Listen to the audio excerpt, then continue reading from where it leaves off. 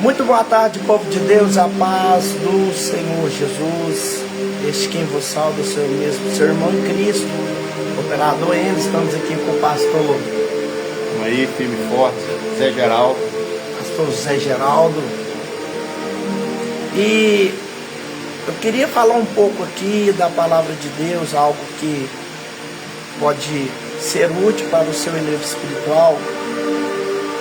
Nós estamos entrando no ano agora de 2025.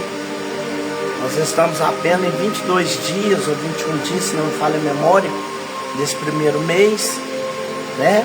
E até que o Senhor tem nos ajudado, mas daqui para frente, meus irmãos, muitas coisas estão para acontecer.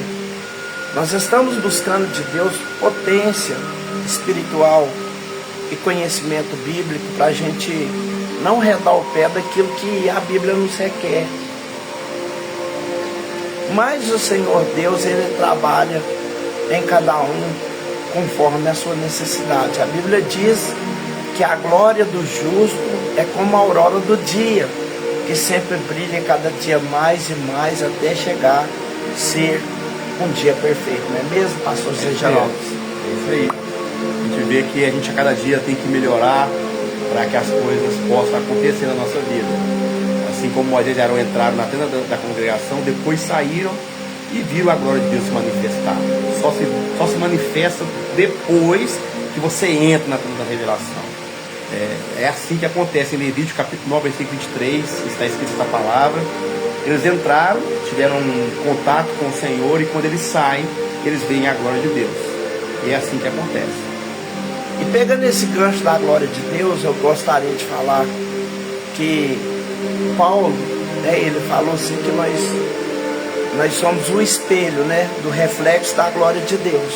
Ou seja, a glória de Deus, ela não é nossa, a glória é de Deus, ela já tem o nome glória de Deus, ela é de Deus, ela é de Deus.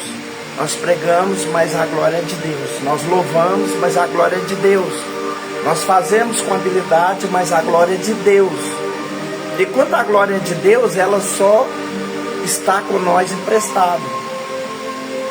É sinal que a glória de Deus, ela está aqui, mas ela não é nossa, ela é de Deus. Ela reflete em nós, porque Deus achou em nós a graça para poder manifestar a sua glória, né? E muitas pessoas agora, principalmente nesse mês que nós estamos, já estão planejando um meio de perder a glória de Deus. Estão fazendo plano para abandonar a glória de Deus. Aí você fala, como assim, pregador? É porque as festas, né, anuais, elas nos deixam um pouco afastados da glória de Deus. Por quê, irmãos? Porque a gente é de Deus, mas a gente mora na terra. E a terra tem falado mais alto no coração do homem do que os céus. O homem fala dos céus, mas muitas das vezes o seu coração está implantado na terra. Porque tem pessoas que largam o culto de doutrina para poder assistir Netflix. Tem pessoas que largam o culto de Santa Ceia para poder participar de churrascada, né? E quando é assim, a glória de Deus sai e a glória do mundo entra, porque as coisas do mundo são mais atrativas, né? E a glória de Deus, ela não quer sair de nós, mas vem o carnaval, ó. Aí o povo quer dançar, o povo quer se fantasiar, o povo quer viver essa época do ano que é festiva, não é mesmo, irmão Zé Geraldo, pastor? É por aí que vai as coisas. E a gente precisa ter uma firmeza, a gente começa a entender, não é fácil, né, viver essa vida aí, que o pregador tem dito. Eu tenho vivido a dificuldade de poder estar firmando, e a gente vê que não é fácil, né? A gente vê que todo dia é posto em nossa frente uma coisa para chamar, um atrativo, como ele mesmo diz, para que nós nos afastemos cada dia mais e mais. E é que ele diz, a glória de Deus nos chama, nos atrai. Nós somos do céu, mas vivemos na terra. Qual é a escolha que nós vamos fazer? Isso é importante. Isso é importante entendermos um pouco. Nesse texto que eu falei, acho interessante que a Bíblia diz que Moisés e Arão entraram, depois saíram e abençoaram o povo. E todo o povo viu a glória de Deus. Quando você tem um encontro com Deus, por mais que você possa estar um pouco mais afastado, um pouco longe, não congregando muito, muita gente vai ver em nós a glória de Deus. Que nós falamos diferente, que nós agimos diferente, que nós não cabemos em tais lugares, e nós precisamos disso, né? Entender aonde e para onde iremos, né? O que nós iremos fazer, né? Não é mesmo por aí, pregador? E o mais interessante que eu acho é que a glória de Deus, ela não quer nos abandonar.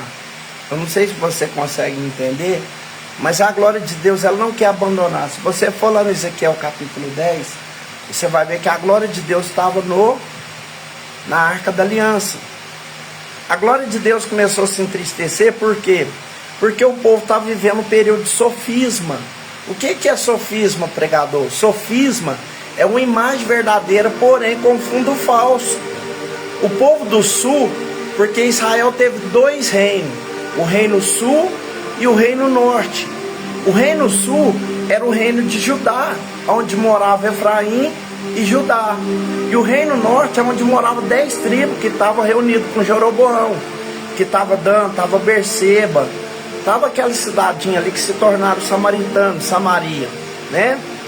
E o reino sul sabia festejar, por quê? Porque a presença de Deus estava na arca, e porque a arca estava com o reino sul, e porque o reino sul tinha o templo de Salomão, e porque o reino sul sabia festejar. A glória de Deus estava no reino sul. Só que o reino sul sabia fazer festa, mas não sabia guardar o Deus da festa, né? Quando as festas anuais passavam, eles começavam a fazer adorações pagãs, tipo Temuz, os bosques, os postes ídolos, deuses Baal, Azera, Zebub, Baal-Zephon, Baal-Zebub, né? E Deus, ele estava a par disso, meus irmãos, porque muitas das vezes a gente conseguimos esconder da mãe, conseguimos esconder do pai, conseguimos esconder da esposa, do esposo, do primo, do tio, dos parentes, mas Deus, a Bíblia diz em Provérbios 15, no verso 3, que o olho de Deus é como chama de fogo que contempla os moradores da face da terra. E Deus começou a contemplar eles, a prática deles, né? Todo mundo achava que o reino sul era um reino mais santo do que o reino norte, mas o reino sul também tinha o calcanhar de Aquiles, né? Aí o que acontece? A glória de Deus, Ezequiel fala que ela saiu da Arca da Aliança e parou na tampa do propiciatório. Ou seja, a glória de Deus já não estava satisfeita de viver no meio deles, mas ela não queria sair, porque senão ela tinha saído uma vez. Aí ela saiu da arca, parou na tampa do propiciatório. Da tampa do propiciatório, ela parou em cima das 2 colunas, a coluna que chamava Boaz e Joaquim. Da coluna de Boaz e Joaquim, ela parou na porta do templo, para você ver que ela não queria ir embora, né? E da porta do templo, ela parou na porta da cidade. A glória de Deus estava tipo aquela pessoa assim, que quer ir embora, mas não quer. Toda hora ela vai, despede, não, agora eu vou mesmo. Aí chega lá no portão, não, voltei aqui para falar com você uma coisa e garra no assunto de novo. Ela quer ir embora, mas não quer. Deus não queria abandonar o povo, Deus queria ficar com eles. Mas a prática que nós andamos em errôneo, em consecutividade, afasta Deus, né? O Tiago falou adúlteros e adúlteras, Tiago 4,4. Não sabe vós que aquilo que é amigo do mundo torna-se inimigo de Deus? Portanto, qualquer que quiser ser amigo de Deus, faça inimizade com o mundo. Então, eles fizeram amizade com o mundo e começou a colocar a glória de Deus para a rua. E a glória de Deus parou aonde? Ezequiel capítulo 11, no Monte das Oliveiras. Saiu do meio do povo de Israel. E quando a glória sai do meio do povo de Israel, o que acontece? O reino de Babilônia entra. Em 586, Nabucodonosor, ele planejou 6 meses de invasão. Ele invadiu a cidade de Jerusalém, ficou 6 meses no cerco de Jerusalém. E nesses 6 meses que ele ficou no cerco, ele estava estrategando como entrar na cidade, porque era uma cidade muito bem cercada, muito bem montada, sua guarda era muito bem equipada, os seus soldados eram muito bem preparados para a batalha. Mas aí a primeira invasão dele, ele levou 120 jovens sábios, entre eles Daniel, Mesaque, Sadraque e Abednego. A segunda leva, ele levou Ezequiel, que era o filho de Buzi. Ezequiel estava com mais ou menos 25 anos, e ele colocou Ezequiel à beira do rio Quebar. E quando ele volta para buscar o terceiro cerco, a terceira leva, ele viu que só tinha pobre, ele viu que tinha pessoas inválidas, fracas, desnutridas, não tinha condição de trabalho, não tinha condição de fornecer uma ideia inteligente. Então ele foi e deixou essas pessoas lá, mas porém quebrou o templo, que era cartão postal de Israel, destruiu as muralhas, pôs fogo nas muralhas, estuprou as mulheres, matou as crianças e colocou na mão do deus Moloque, né? Se você ler o livro de Lamentação do 4, do capítulo 1 até o capítulo 5, você vai ver Jeremias contando o que aconteceu na invasão. Então tudo isso acarretado foi por quê? Porque eles expulsaram a glória de Deus do meio do povo, do meio da congregação. Então, meus irmãos, nós temos que ter cuidado com as nossas práticas, porque o Deus é um Deus que não faz acepção de pessoa, ele está com todos, ele quer viver com todos, mas ele não pode aceitar tudo. Não é verdade, pastor? Com certeza. A gente vive as consequências. Eu próprio posso dizer isso. Quando a gente sai da presença, a gente vive as consequências. É até um trocadilho, mas é uma grande realidade. E ele sempre nos chama de volta. Quando chamar, assim como o filho pródigo, volte logo. Amém? Que Deus abençoe cada um de nós. Possamos, nesse 2025, fazer planos para o Senhor. Que é isso que Ele quer de nós. E quando nós fazemos plano para o Senhor, nós pensamos em sair bem sucedido, não é verdade? Ninguém quer fazer plano de derrota. Eu nunca entrei numa batalha pensando em perder a guerra. E para você vencer a guerra, você tem que estar do lado de quem é forte, quem sabe batalhar, quem tem estratégia de guerra, quem sabe as táticas, né? E nós estamos do lado do general chamado Jesus Cristo, né? Nós temos que preservar essa amizade com Ele, meus irmãos, né? Eu não estou aqui me posturando de santarrão, porque eu também tenho calcanhar de Aquiles. Eu tenho as minhas debilidades, as minhas fraquezas, mas nós não podemos render as nossas fraquezas, né? O Senhor Jesus falou com Paulo: Paulo, o meu poder aperfeiçoa em vossas fraquezas, né? Ele falou isso, mas não quero usar as fraquezas também para poder cometer todo tipo de torpeza, porque aí eu afastaria a glória de Deus da minha vida, né? Então, meus irmãos, está chegando aí as festas, né? Os carnaval, as coisas que está para acontecer. Cuidado com o que você faz, se você é cristão.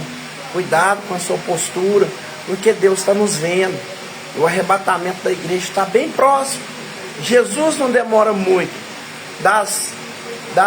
No Velho Testamento, a profecia que Jesus viria deu-se em 2.500 vezes. No Novo Testamento, a profecia que ele viria deu 1.800 vezes. Das 1.800 vezes, meus irmãos, 1.735 já se cumpriram. Entre os 250 profetas que profetizaram, 235 já cumpriu. Só falta o cumprimento de quê? Do primeiro milagre, que será a ressurreição dos mortos, a transformação dos vivos, o harpazo e o bema, que é o tribunal de Cristo, juntamente com as bodas. O que é as bodas, pregador? É o casamento da igreja com o noivo, que não será mais noivo, mas sim marido da igreja, aonde nós iremos viver um período que não vai ter mais dor, não vai ter mais choro, não vai ter mais tristeza, não vai ter mais falsidade, não vai ter mais fraqueza espiritual. Mas enquanto isso, meus irmãos, Vamos para cima, não é verdade, pastor? Amém, isso mesmo. Pra cima. Então Deus abençoe, pessoal. Fica com Deus. Nós passamos aqui só para deixar um pequeno lembrete que Deus colocou nos nossos corações, tá bom? A paz do Senhor Jesus. Este quem vos salva sou eu mesmo, seu irmão e Cristo Cooperador Enio. Pastor Geraldo, firme e forte aí, tamo junto.